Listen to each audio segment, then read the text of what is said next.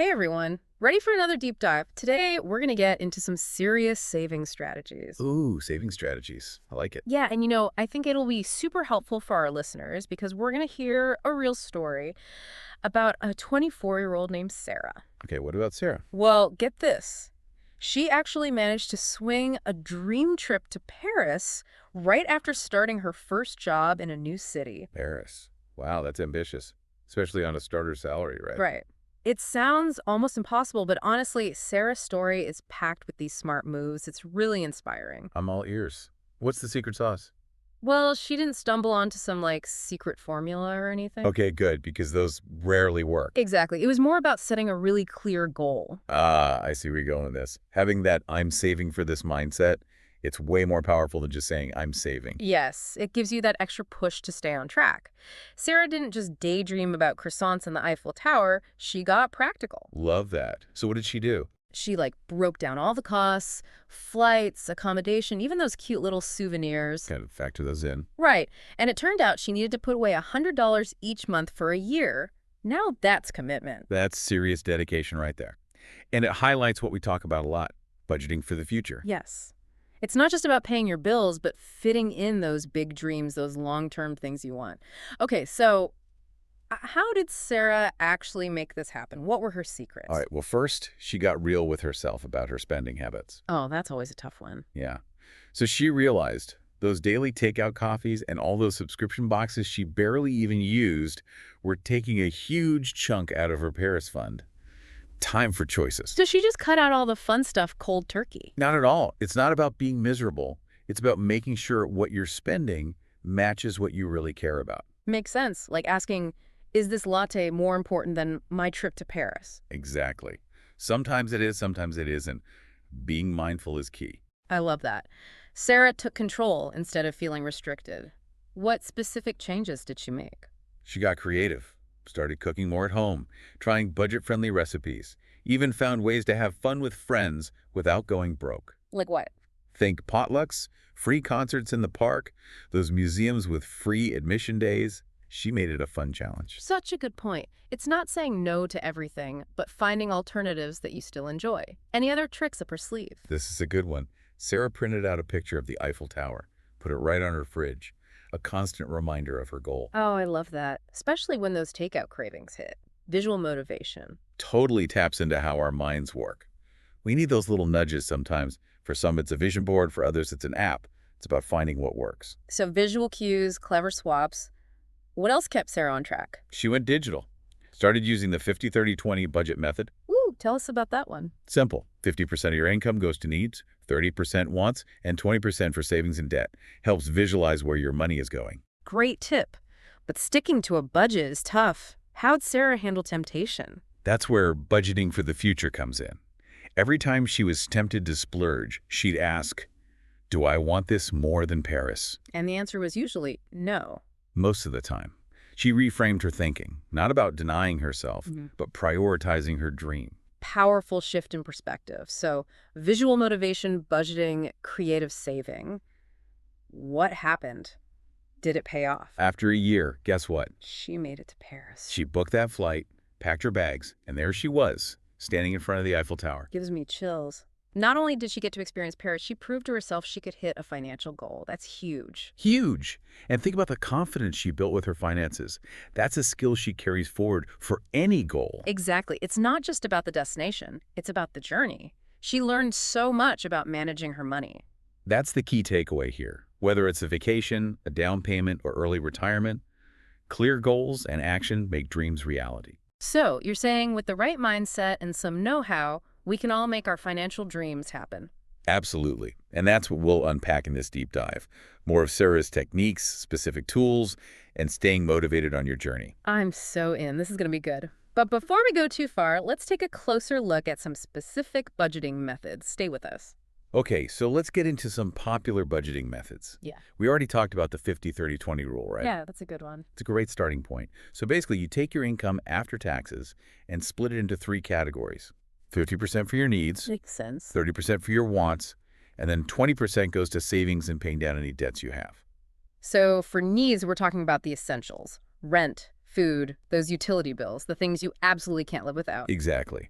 Then you've got your wants, going out to eat, entertainment, that new tech gadget you've been eyeing. And then that 20% is what fuels those future dreams. Exactly. It's about enjoying today while setting yourself up for success tomorrow. I feel like some people, when they hear budget, they think restriction, but you're saying it's more about awareness. Absolutely. Budgeting isn't about deprivation. It's Yeah. about knowing where your money's going and making sure it aligns with your priorities, your values. So if someone realizes they're spending way too much on takeout, Yeah, they can decide to cut back and put that money towards something more meaningful, like a Paris trip.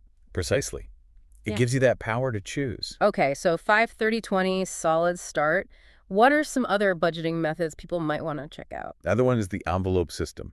A little more hands-on, but really good if you're a visual person. I'm intrigued. Tell me more. So you decide how much cash you'll spend on different things, groceries, transportation, entertainment, Okay. and you put that cash into separate envelopes. So once an envelope's empty, that's it. Right? Yeah. It makes you really think about each spending decision. Do I need that extra latte, or do I save for my weekend trip? It's a real-time reminder. No more mindless swiping your card.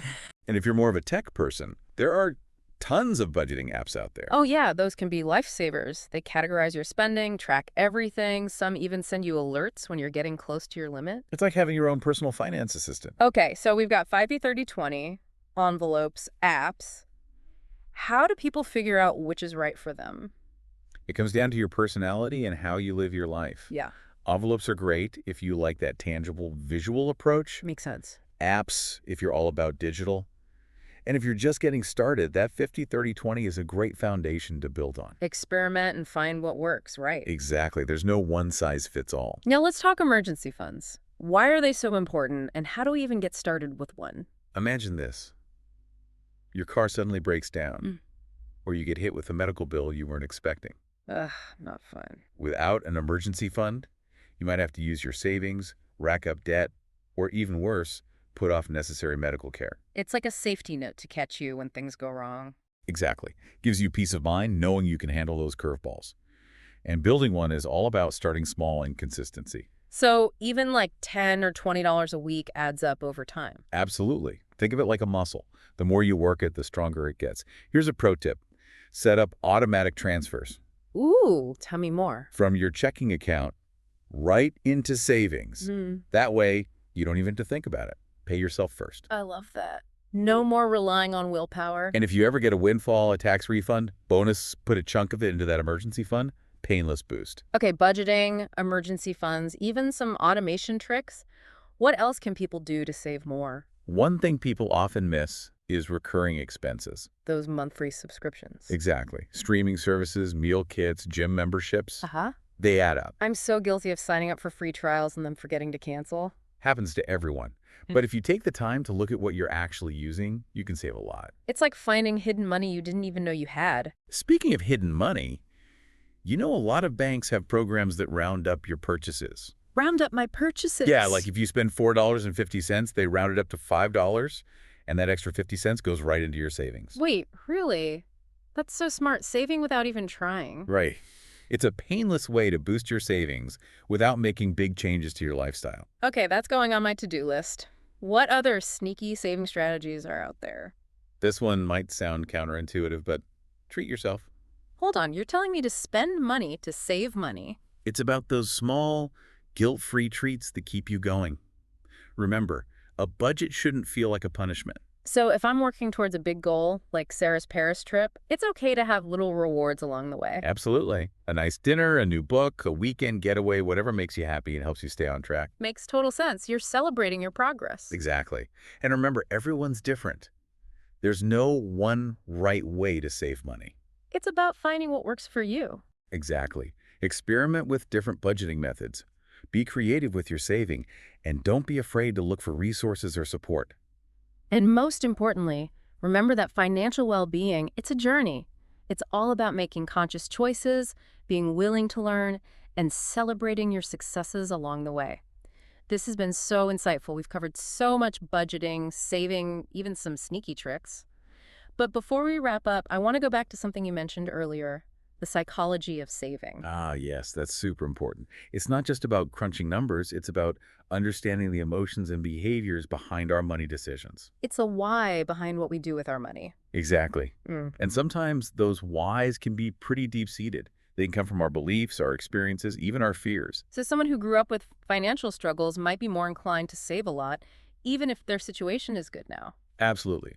Or someone who saw their parents struggling with debt might be hesitant to take on any loans, even if it's for something important. So how can we become more aware of these underlying beliefs and feelings that are driving our financial behavior? Well, the first step is just acknowledging that those beliefs and feelings exist. Yeah. We all have our own unique money stories, shaped by what we've experienced and the messages we heard about money growing up. So we need to take some time to think about our financial history and how it might be influencing us now. Exactly. Once we've figured out those underlying beliefs, we can start to challenge them and basically rewrite our money stories. It's a process, but it can be really empowering. It's like we're taking back control of our financial narrative. Yes. And remember, there's help out there. Financial therapists, coaches, even support groups.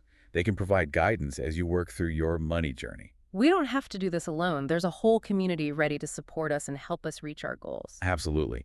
And that brings up another important point. Celebrating our wins.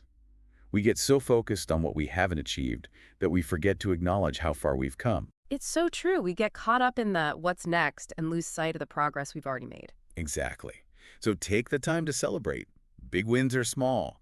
Maybe you stuck to your budget for a whole month or hit a savings milestone. Time to treat yourself. Those little celebrations really help reinforce good habits and keep us motivated, don't they? They do. It's like giving yourself a high five for all your hard work. So we've talked budgeting methods, emergency funds, saving strategies, even the psychology behind it all. We've covered a lot of ground. But before we finish up this deep dive, I want to leave our listeners with a final thought. Ooh, I like it. Go for it. What's on your mind?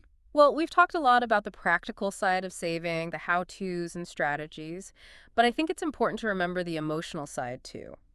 Saving money isn't just about numbers, it's about creating a life you truly enjoy. That's a beautiful way to put it. It's about having the freedom to pursue your passions, to spend time with the people you love, even to make a difference in the world. Yes. So, as you start your own financial journey, remember to focus on the why behind your goals. What are you saving for? What experiences do you want to have? What kind of future are you working towards? It's like creating a roadmap, not just for your money, but for your whole life. I love that. And remember, that roadmap doesn't have to be perfect.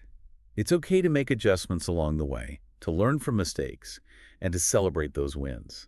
It's a journey, not a destination, just like Sarah and her trip to Paris. Exactly. Filled with twists and turns, some moments of doubt, but ultimately a sense of accomplishment and fulfillment. Sarah's story really shows us that saving money can be about so much more than just the dollars and cents. It's about having control, freedom, and being able to create a life that matches your values and dreams. You know, I'm curious, in your experience helping people with their finances, what are some of the biggest obstacles they face? What comes up a lot? One thing I see often is this fear of scarcity, the belief that there's not enough, that we need to be constantly hustling and holding on to everything we have. It's that scarcity mindset. It keeps us from moving forward and going after what we really want. You got it. And what's interesting is that this fear can show up in different ways. Some people end up overspending, feeling like they need material things to fill some sort of void. It's like trying to buy security or happiness with stuff. Right. But then others become super frugal. They're afraid to spend even on basic things or experiences they would enjoy. They're holding on so tight to their money that they're missing out on life. Exactly. So to get past this fear of scarcity, the first thing is to simply recognize it, to see those limiting beliefs for what they are. So we need to shift our focus. Instead of dwelling on what we don't have, think about what we do have and what we can achieve. Yes, it's about cultivating a mindset of abundance, believing there's enough for everyone, that we can reach our goals, that we deserve a fulfilling life. And that shift in thinking can have such a huge impact, not just on our finances, but on how we feel overall. Absolutely. When you believe in abundance, you're more likely to invest in yourself, chase those passions, even give back to others. It creates a ripple effect, doesn't it? Spreading positivity and generosity. Exactly. And speaking of generosity, another big challenge I see is guilt around money. Oh yeah, I've been there. feeling guilty, spending money on myself, or feeling pressure to help others financially. It's a tricky emotion, and it can really get in the way of our goals. So, how do we deal with those guilty feelings and find a good balance between taking care of ourselves financially and helping others? Well, first, it's important to validate those feelings.